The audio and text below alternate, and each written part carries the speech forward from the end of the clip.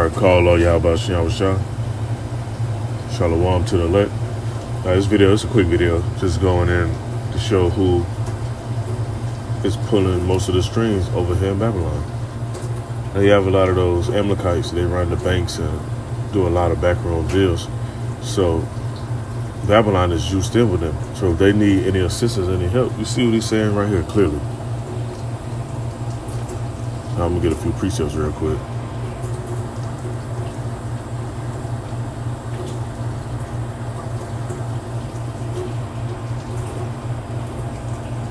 Now, they mentioned the peace talks and the ceasefire and all that, which is bullshit because they just did something recently. If you want to go put it up in the news, it's in there.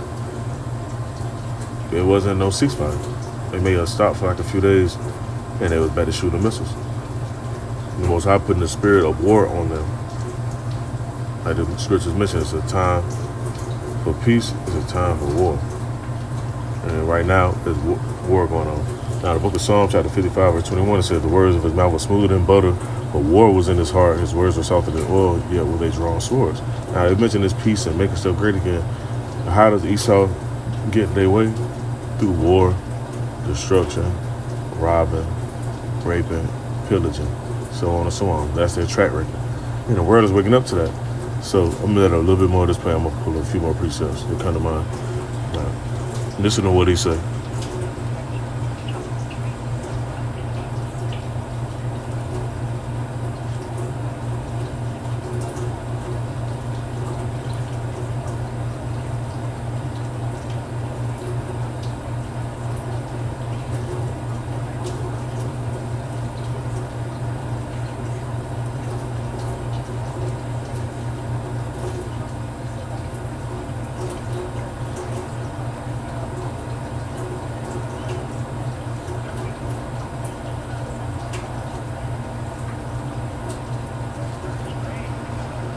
And why is all this happening right now? This is part of biblical prophecy right here.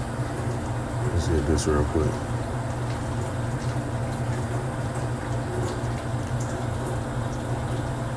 Book of Jeremiah, chapter 49, verse 20. I'm going to read on down a little bit. Now it says, therefore hear the counsel of the Lord. They have taken against Edom and his purposes. They have proposed against the inhabitants of Teman. Surely the least of the flocks shall draw them out. Surely he shall make the habitations desolate with them. Because the only reason why the Amalekites do all that shit they be doing over there, because they have the protection of Babylon over here, and they know if somebody else was to step in and try to go at them or whatever, they have the protection over here. What's going to happen? The Most High going to put the spirit primarily on them Persians, which will be backed by the Russians.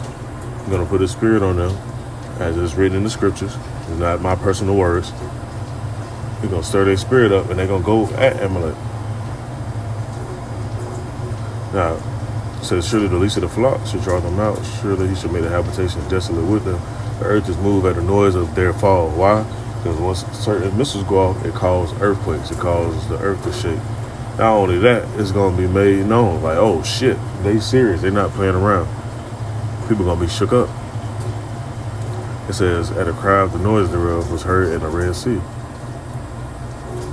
It says, behold, it should come up and fly as the eagle. And keep in mind, they always mention about them eagles in the scriptures. Similarities or comparison with Esau with the eagles, or representation, I should say. It says, and spread his wings over Basra, and that day shall the heart of the mighty man of Edom be as the heart of a woman in her pains. And that's how Esau going to be, because they're going to see all this destruction happening. A lot of people, I see this one video, I should have saved it, but people in the military, they're not even in the military to be warriors or actually go to war. They're in the military for, they want to experiment, or they want to get a sex change, or they wanted to get free health care, or get free schooling, get a fucking Camaro. They're not even thinking this was going to happen right here.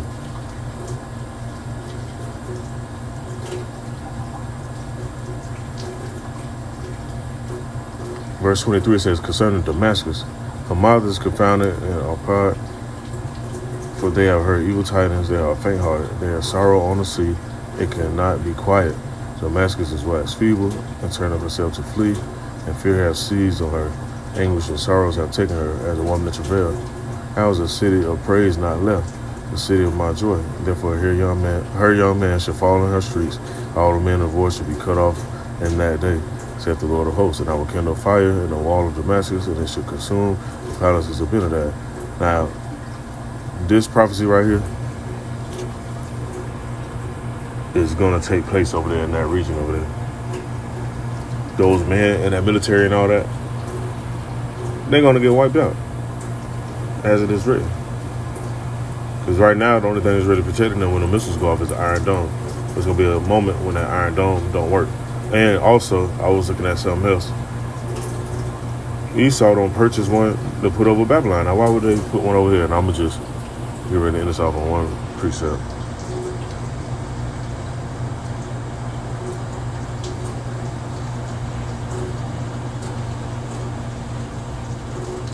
Book of Jeremiah chapter 50 verse 14 said, put yourselves in array against Babylon round about, all you that bend the bow, shoot at her, spare no arrows, for she have sinned against the Lord. Now, ain't no coincidence when you look at this image right here. Let's go back.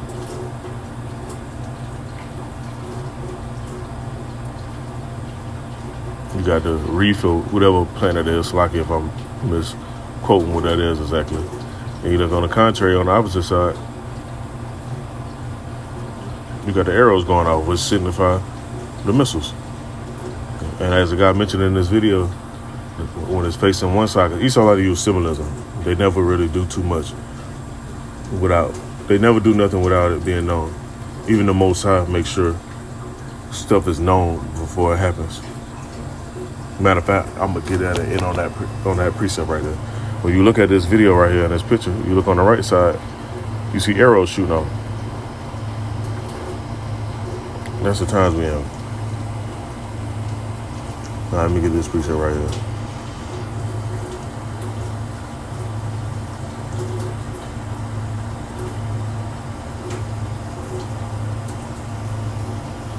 Book of Amos chapter 3 verse 7.